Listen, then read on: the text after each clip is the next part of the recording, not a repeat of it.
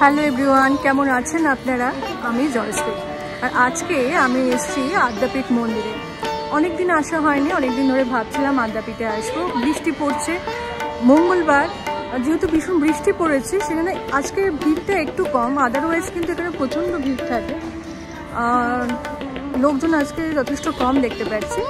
তো এখন যেটা করব সেটা হচ্ছে, যথেষ্ট দেরি হয়ে গেছে আমার, সেহেতু আমি আগে যাব কুপনের দিকে। অর্থাৎ কিনা এখানে কুপন পাওয়া যায়, ভোগের কুপন। সেই ভোগের কুপন আমরা আগে সংগ্রহ করব, ভোগ গ্রহণ করব এখান থেকে। আদ্যাপীঠের ভোগ ভীষণ ভালো হয়। যখনই আসি তখনই আদ্যাপীঠে ভোগ গ্রহণ করার চেষ্টা করি, ভোগ গ্রহণ করব, তারপরে চেষ্টা করব আপনাদেরকে পুরো এরিয়াটা একটু দেখাবার। তো এটি হচ্ছে কাউন্টার, এখান থেকে আপনাদেরকে ভোগের কুপন সংগ্রহ করতে হবে। আমিও করে নিয়েছি। এখন ভোগের কুপন 80 টাকা, আগে এটি 60 টাকা ছিল। চলুন এবার আমি আপনাদের সকলকে মন্দির চত্বরটি একটু ঘুরে দেখাই, সাথে সাথে মন্দিরের বেশ কিছু ইতিহাসও আপনাদের সকলের সঙ্গে একটু শেয়ার করে নিই। এটি মন্দিরের প্রবেশদ্বার। মন্দিরে ঢুকেই প্রবেশদ্বার থেকে একটুখানি সামনে গিয়ে দেখবেন স্বামী বিবেকানন্দর একটি বিশাল মূর্তি। শ্রী শ্রী অন্নদা ঠাকুর, 1891 খ্রিস্টাব্দে 24শে অক্টোবর তার জন্ম। যুগাবতার শ্রী রামকৃষ্ণ পরমহংসদেবের স্বপ্নাদেশে ভ্রাতৃত্বের বন্ধনে বিশ্ববাসীকে একত্রিত করার উদ্দেশ্যে শ্রী শ্রী অন্নদা ঠাকুর প্রতিষ্ঠা করে গেছেন দক্ষিণেশ্বর রামকৃষ্ণ সংঘ আদ্যাপীঠ। তিনি বলতেন, আমরা একই মায়ের সন্তান, তাই প্রতিষ্ঠানের সকল সদস্যের নামের পাশে যেন ভাই শব্দটি থাকে। সকল ধর্মের প্রতি শ্রদ্ধা জানাতে, ধর্মে ধর্মে বিভেদ দূর করতে মন্দিরের চূড়ায় বসিয়ে গেছেন সকল ধর্মের প্রতীক, অর্থাৎ হিন্দু ধর্মের ত্রিশূল, মুসলিম ধর্মের চাঁদতারা, খ্রিস্টান ধর্মের ক্রুশ এবং বৌদ্ধ ধর্মের হাত পাখা। মন্দিরটি যেহেতু এখন বন্ধ আছে, সেহেতু ভক্তরা মন্দিরের এই নিচ থেকেই মাকে বাতি দেখাচ্ছে, ধূপ দেখাচ্ছে এবং এখানে জ্বালিয়ে দিচ্ছে। আবার সন্ধ্যে 7টার সময় এই বড় মন্দিরটি খুলবে, কিন্তু মেইন মন্দির যেখানে পুরনো আমাদের মায়ের মূর্তি রয়েছে সেটা খুলতে হবে 3:30টার সময়। আবার সকাল 12টার সময় কিন্তু এটি বন্ধ হয়ে যায়। সকালবেলা ভোরবেলা 6টার সময় খুলে ফেলে এবং দুপুর 12টায় বন্ধ, আবার সন্ধ্যে 7টায় খুলে, আবার 9টায় বন্ধ। আপনারা অনেকেই আদ্যাপীঠে আসেন ঠিকই, কিন্তু আমি জানি না কজন এই জায়গাটা দর্শন করেন। এটা যদি একটু পেছন দিকে আদ্যাপীঠে, কিন্তু ভীষণ সুন্দর। এটি কৃষ্ণর মন্দির, রাধাকৃষ্ণর মন্দির, ভীষণ সুন্দর এই মন্দিরটি। আর এই দিকটা কিন্তু অবশ্যই দর্শন করবে। এটা একটু পেছন দিকে থাকে বলে অনেকে এই দিকটা আসে না, কিন্তু খুব সুন্দর এই জায়গাটা। এই যে এটি হচ্ছে রাধাকৃষ্ণের যুগল মন্দির, যে মন্দিরটিকে আমি পেছন থেকে আপনাদেরকে দেখাচ্ছিলাম। এই মন্দিরটিও এখন বন্ধ, এটিও বিকেল 4টের সময় খুলবে। এখানে কিন্তু রাধাকৃষ্ণের যুগল মূর্তি রয়েছে এবং ভীষণ সুন্দর এই মূর্তিটি, অবশ্যই দর্শন করবেন। কুপন সংগ্রহ করার পর আপনারা এইখানে চলে আসবেন মন্দিরের পেছন দিকটাতে। এখানে জুতো রাখার ব্যবস্থা আছে, এখানে জুতো রাখবেন। এবং ওই যে জায়গাটি দেখতে পাচ্ছেন, ওইটাই হচ্ছে আমাদের ভোগ গ্রহণের জায়গা। সেখানে প্রায় একসাথে 700-800 মানুষ একসঙ্গে বসে ভোগ গ্রহণ করতে পারে। ওপর দিকটা দেখুন, পুরো শেড দিয়ে ঢেকে দেওয়া হয়েছে, যাতে বৃষ্টির মধ্যে মানুষজন না ভেজে বা রোদ্দুরের মধ্যে মানুষজন বা ভক্তরা যারা আসে তারা যাতে ভিজে না যায়, সেই ব্যবস্থা করা হয়েছে। এই যে এই দেখুন, এখন সবাই ভোগ গ্রহণ করছে। এখানে প্রায় 700 থেকে 800 মানুষ একসঙ্গে বসতে পারে। চলুন এবারে আমি একটু ভোগ গ্রহণ করে নিই, আর আপনাদের সঙ্গেই এই ভোগ গ্রহণের, মায়ের ভোগের বেশ কিছু মুহূর্ত শেয়ার করছি। এখানে কি কি ভোগ দেওয়া হয় সেগুলো আমি আপনাদেরকে দেখাচ্ছি, যাতে আপনারা বুঝতে পারেন যে কেন এখানে 80 টাকা করে কুপন নেওয়া হচ্ছে, কেন ভক্তরা এখানে ভিড় করছে। আসলে দক্ষিণেশ্বর না, বা বেলুড় বা দক্ষিণেশ্বর অনেক তাড়াতাড়ি কুপন কাটতে হয়, আর অনেক সময়তে দেরি হয়ে যায় মানুষজন দূর দূর থেকে আসাতে, তাই তারা সবাই এখানে চলে আসে। এখানে এত পরিমাণে ভোগ দেওয়া হয় যে সব মানুষ খেতে পারে না, কিন্তু একটাই অনুরোধ করা হয়, কেউ খাবার নষ্ট করবেন না, যার যেটুকু সম্ভব সেটুকুই আপনারা খাবার নেবেন। কি করে আসবেন এই আদ্যাপীঠ? আদ্যাপীঠ আসার ব্যবস্থা খুব ভালো। সেটা হচ্ছে ট্রেনে করেই আসুন, বা মেট্রো করে আসুন বা বাসে করে আসুন, যেখান দিয়ে আসুন আপনাদেরকে দক্ষিণেশ্বর স্টপেজে নামতে হবে। দক্ষিণেশ্বর স্টপেজে নেমে আপনাদেরকে ওখান থেকে টোটো পাওয়া যায়, অটো পাওয়া যায়, রিক্সা পাওয়া যায়, প্রাইভেট গাড়ি করেও আপনারা আসতে পারেন। এখানে পার্কিং আছে, পার্কিংয়ের ব্যবস্থা খুব ভালো আছে। ওই যে পেছন দিকে দেখুন পার্কিংয়ের ব্যবস্থা আছে। তো সেরকমভাবে চলে আসুন আদ্যাপীঠে। 1:30 অবধি এখানে কুপন পাবেন, 1:30টার পরেও অনেক সময় পাওয়া যায়।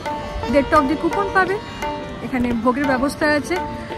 দক্ষিণেশ্বর, বেলুড় মঠ, আদ্যাপীঠ আপনারা সব একসঙ্গে দর্শন করতে পারেন। আদ্যাপীঠ থেকে বেরিয়ে রওনা দিলাম বেলুড় মঠের উদ্দেশ্যে। আর আপনারা যারা জানেন না তাদের সকলকে বলি, বেলুড় মঠে যেহেতু আমাদের ভিডিও করার অ্যালাউ নেই, সেহেতু বেলুড় মঠের ভেতরে কোনো ভিডিও বা কোনো ব্লগ আমি দেখাতে পারলাম না। আমি গঙ্গার ওপর দিয়ে যখন লঞ্চে করে যাচ্ছিলাম সেই সময় বেলুড়টা আপনাদের দর্শন করাবার চেষ্টা করছি। তবে যেটা নিয়ম, সেই নিয়মটা আমাদেরকে মানা উচিত। আর ফেরি করে আমি গেলাম, কারণ গঙ্গার ওপর দিয়ে এই যে জার্নিটা আমার ভীষণ ভালো লাগে। দক্ষিণেশ্বরের পাশেই ফেরিঘাট, আপনারা আদ্যাপীঠ থেকে বেরিয়ে টোটো করে বা অটো করে চলে আসবেন ফেরিঘাটে, সেখান থেকে 11 টাকা টিকিট কেটে চলে যাবেন বেলুড় মঠে। আবার সেমভাবেও কিন্তু বেলুড় মঠ থেকে চলে আসবেন দক্ষিণেশ্বরে। এই জার্নিটা আমার ভীষণ প্রিয় একটি জার্নি। বেলুড় মঠ দর্শন হয়ে গেছে, আবার সেমভাবে লঞ্চে করে 11 টাকা টিকিট দিয়ে চললাম দক্ষিণেশ্বরে। তাহলে চলুন এবার আমরা দক্ষিণেশ্বর দর্শন করি। তো লঞ্চে করে পৌঁছে গেলাম দক্ষিণেশ্বর ঘাটে, অর্থাৎ কিনা ফেরিঘাটে।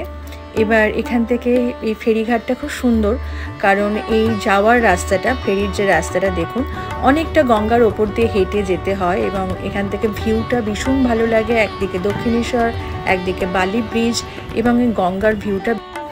চলুন আমি আপনাদেরকে একটু ভিউটা দেখাবার চেষ্টা করছি। একদিকে দক্ষিণেশ্বর আর একদিকে গঙ্গার অপরূপ সুন্দর, বৃষ্টি পড়েছে, আকাশটাও ভীষণ সুন্দর লাগছে।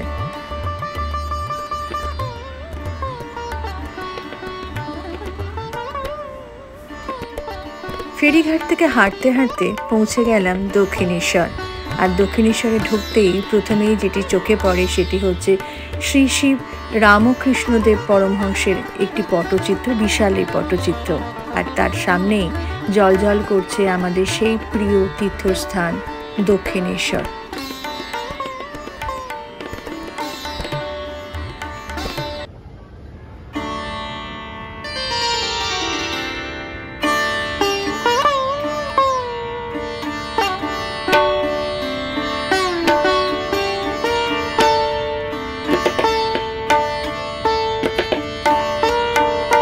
দেখুন পশ্চিমের আকাশে সূর্য অস্ত যাচ্ছে আর তার সামনে জ্বলজ্বল করছে আমাদের এই দক্ষিণেশ্বর মন্দিরটি। কি অপূর্ব সুন্দর লাগছে, যেন মনে হচ্ছে সোনা দিয়ে কেউ সব কিছু এঁকে দিয়েছে। আমরা মন্দিরে আসতে না আসতেই এদিক ওদিক ছোটাছুটি করি ঠিকই, তার জন্য মন্দিরের ভেতরেই অনেক সুন্দর সুন্দর কিছু মুহূর্ত যেগুলো আমরা মিস করে যাই, আর যেগুলোই হচ্ছে আমাদের পরম প্রাপ্তি, যেগুলো সবসময় পাওয়া যায় না। এখানে যেমন এই জলাশয়ে হাঁসগুলো কি সুন্দর আনন্দ করছে, নিজেরা চান করছে, সেটা দেখতেই ভালো লাগে। কখনো কখনো এগুলোও কিন্তু দেখা উচিত।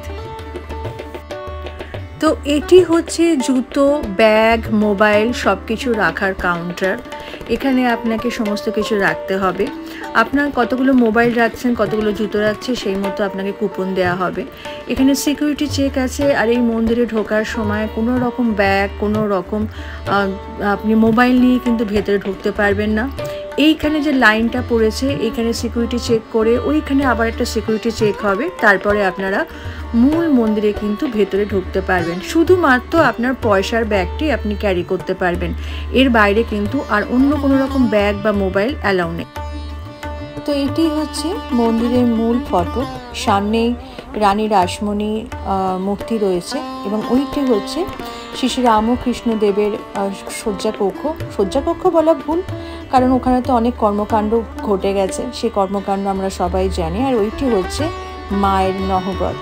এই এক অদ্ভুত দৃশ্য এবং অদ্ভুত সুন্দর। এখানে যারা আসে, যারা জেনে আসেন, তারা প্রতিটা মুহূর্তে সব কিছু অনুভব করতে পারবেন। সারি সারি দিয়ে সমস্ত মুনি ঋষিদের এখানে কিন্তু মূর্তিগুলো রয়েছে। এখানে রয়েছে শিব মন্দির, যে শিব মন্দিরগুলি আপনারা ভেতরে গিয়ে দর্শন করতে পারবেন। আমি বাইরের দিক থেকে আপনাদের এই শিব মন্দিরগুলো দেখিয়ে দিলাম, শ্রাবণ মাস বলে কথা। তো আজকের ব্লগ আমি এখানেই শেষ করছি। আপনারা সবাই খুব ভালো থাকবেন। আজকের ব্লগ আপনাদের কেমন লাগলো আমাকে জানাবেন। আমার তো আজকের দিনটা ভীষণ ভালো কেটেছে। আর আপনারা কমেন্টে জানাবেন। ফার্স্ট টাইম দেখলে সাবস্ক্রাইব করতে ভুলবেন না, লাইক করতে ভুলবেন না। আজকে আসি, টাটা।